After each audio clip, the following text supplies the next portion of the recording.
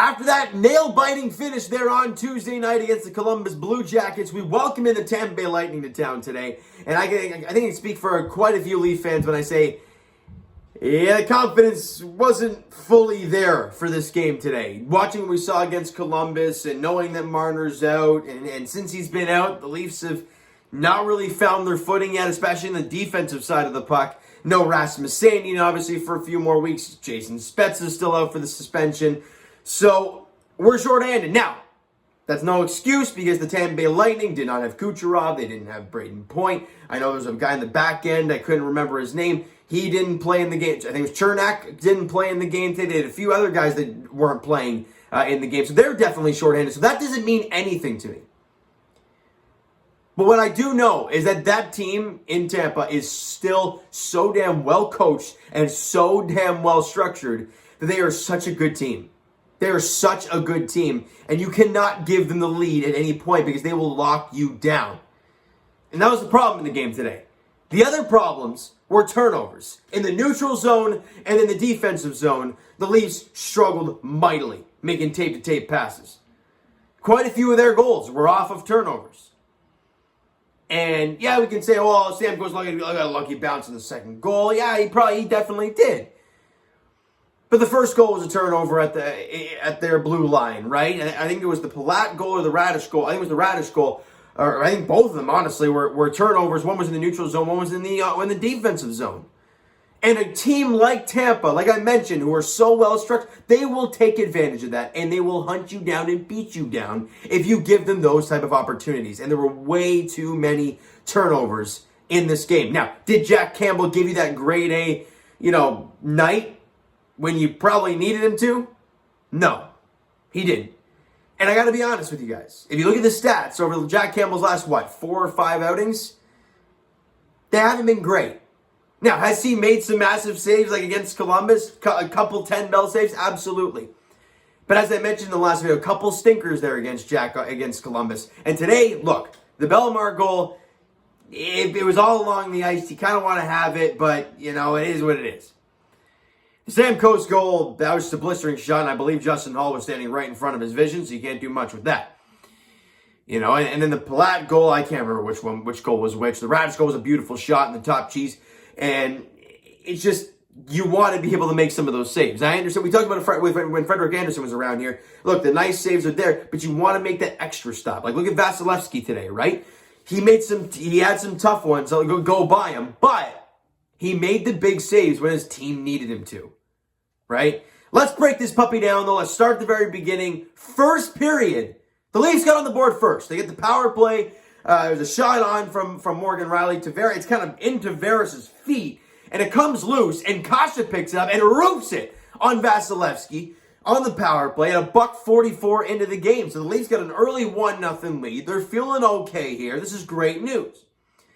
Midway through the first period, Corey Perry gets the turnover at the offensive, or at their defensive blue line, and spins around and comes right back. The Leafs outnumbered, and Jake Muzzin gets caught. But if you're watching this play, and I want to get your guys' thoughts, because I could just be not a Justin Hall fan, but I'm watching this play.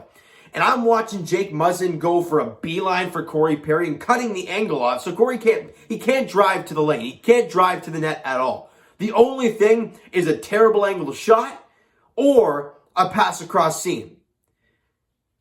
But if I'm Justin Hall, wouldn't I bite to the pass and go more or less towards the player and then kind of lock him up? But no, he kind of stays in between and even closer to Corey Perry. The pass gets through him, and Bellemare knocks it home. Now, the forward back, I want to say it was Tavares, I can't remember exactly who it was, got caught, and they weren't there to back him up. But I want to get your guys' thoughts on that play. Did Justin Hall do the right thing, kind of stay more or less in the middle, more into Corey Perry? Muzzin was basically on him, so it's kind of a tough play. But I could just be not a Justin Hall fan, and that's just me coming out there. But that's just my take on that. And, you read that play, and it's like, okay, there's no angle for this. I'm going to take all pass away. Because then he has to take a terrible angle shot, and Jack Campbell should smother that thing up, no problem. But instead, the cross-seam pass happens because he's not playing the man there, and it goes in. That could be wrong. Either way, it's a 1-1 game midway through the first period. Less than 3 minutes after that, I think the puck gets back to the blue line. It's up in the air. I think Kasha gets a hand on it and smacks at it. And where does it drop? It drops right in the wheelhouse of Steven Stamkos. Like, it drops down and it's like right there on a platter, and he just winds up, blasts it, and like I said earlier, I believe Justin Hall was right in front of Jack Campbell, because all he did was kind of flinch like this, and ideally it was an unbelievable shot from Steven Stamkos. But Justin, the way I look at it as a goaltender, I've played a little bit of goalie myself. If you're going to stand in front of me, you damn well block it. If not, move out of the damn way. Now, again, I'm not a Justin Hall guy, so this could be me ripping him apart. I don't know, but he has been not great all year long. We can agree on that. Now the Leafs are down 2-1. We go to the late part of the first period, and Matthews does a ridiculous play to win the faceoff and enter the zone with not much time left, and it goes off the boards, and William Nylander waits, and he waits for this puck to settle down enough. It was wild. Watch it go off the boards, things bouncing all over the place, and no one's going to the puck. And Nylander's just sitting there waiting for this thing to settle down, and it settled down enough that he's able to wind up and clap it. It hits something on the way through. It might have been Sergachev in front, and it beats Vasilevsky with it was like 6-point-something seconds left in the period on the power play. And the Leafs have tied the game at 2. Both goals are power play goals. Tavares and Riley grab assists on the Kasha goal. Matthews gets the lone assist on the Nylander goal. And we are tied at 2 after 1 period of play. Shots on goal, 12-9 in favor of the Leafs. We go to the second period. 4 minutes in, Andre Palat scores. Again, off a turnover. Right? Great teams will make you pay for those. That's what they did early on. 5 minutes after that, Taylor Raddysh scores. Beautiful shot from Raddysh, but a horrendous turnover in your own zone. That was at 9:11 of the second period, and you're down now 4-2. And as I mentioned earlier on, you give a team this good a lead, let alone a 2-goal lead. I don't care how good your offense is, you're on home ice, you're playing, whatever the case may be. Scoring 2 against the squad is not easy. We saw them do it. We saw them score 1 in the first meeting, tie it, send it in overtime, and win it in overtime. But it's going to be a tough task here. And in the second period, the shots on goal were 15-9 in favor of the Leafs. But they lost the period 2-0, so that's really what matters.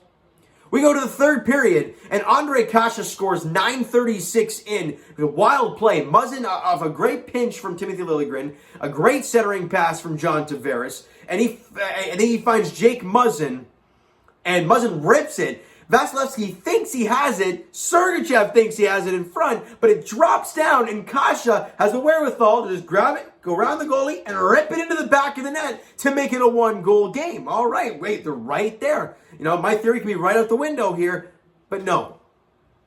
You watch how Tampa played. They didn't really get hemmed in for a long period of time. They didn't have any guys out there for a long stretch of time. They found a way to do it. They got the empty netter from Palat with 29 seconds left, and they hang on to win. You can't give a team that good a multi-goal lead midway through a contest. Because good luck trying to score 4 or 5 against Vasilevsky. They scored 3, which is great. You allowed 5. 4 plus the empty netter. It's a tough one. But, again, these games do happen. And as I've said many times before, the regular season, and Kawhi Leonard said it, the regular season is just tune-up for the playoffs. And if everything goes, I expect Tampa to overtake Florida for the top spot in the Atlantic Division. So if that's the case, it'll be us and Florida kind of battling it out for that second and third spot, unless a team like Boston has something to say about it and they have some crazy run. But I just don't think their goaltending is good enough to make that happen. But hey, that's just me. This team just has to find a way, right? With Mitch Marner out, and I want to get your guys' thoughts on this. This is my last take before I quickly go through the stats real quick and then call it a night. Without Mitch Marner, do you feel like they're trying to force it to Austin Matthews like 95% of the time? Like, it just seems like whoever's with him, whether it's Bunting or Simmons or Kasha, they're always trying to find him. And that's great because he's your best player. I get that. But that's such an easy scouting report. Stay glued to him, try and make somebody else beat you. And that's really what they did tonight. Did you really see? Matthews had the great assist on the Nylander goal. But other than that, did you really see Matthews out there a ton? Not really. They did a great job on him. They made other guys beat him. And we got 3 goals from those guys, but you allowed 4. And then the empty netter. So I want to get your guys' thoughts on that, all right? Shots on goal in the game, 38-27 in favor of the Leafs. See what I mean? How it's a meaningless stat. You outshot them by 11. You outshot them in every single period, yet you lost. It's what goes in the back of the net that counts. Special teams were a wild one. They were 1 for 3 in their power plays. The Leafs had 2 power plays. They scored on both of them. Jack Campbell in the game, as I mentioned earlier, 4 goals on 26 shots for Jack. I don't know. He just hasn't been as sharp lately. Now, I expect him to find it again because he's been so good for so long. He will find his rhythm again. It's just a matter of when. All right? Andre Kasha had the big night with 2 goals in the game. John Tavares had 2 assists. Now, Leaf fans, you don't play the Tampa Bay Lightning next. You play a team who's not as good. Let's put it that way. The Chicago Blackhawks come to town on Saturday night. It's a 7 o'clock puck drop there as the Buds, they look to get back into the win column here. Tough loss today. A hard-fought battle against 2 really good teams in the Atlantic Division. You got to move on. And on Saturday, you take on Chicago. Great teams find ways to bounce back. And can the Leafs do so on Saturday? We'll have to wait and see, all right? So you know what, guys? That is going to do it for this one. If you enjoyed the video and you enjoyed the game overall today, because you know what? Even though I watched it from start to finish, I'm not mad because it was a damn good game to watch. Smack the like button to appreciate that. Hit the subscribe button if you guys not already. Comment down below thoughts on the video, thoughts on the game. Would you like, would you not like from today's game today for the Toronto Maple Leafs? Twitter link is down below, so follow up, send me a DM to that great stuff. The Instagram link is down below as well, so follow up there if you have not done so already. And I will talk to you guys, here we go, Raptors edition. They play tomorrow night, 7:30? 7:30 against the Knicks at home. I believe that's what it is for the Raptors, coming off that abysmal loss against the Oklahoma City Thunder there last night. They look to win a game. I don't know. They're 11-14. What are we going to see? No clue. As for the Toronto Maple Leafs, they look for that much-needed bounce-back W there on Saturday night as they host the Chicago Blackhawks. 7 o'clock puck drop there as the Buds look to get back into that win column and get number 19 on the season. All right, so thank you guys so much for listening and watching. I hope you enjoyed the video. We'll talk to you guys then.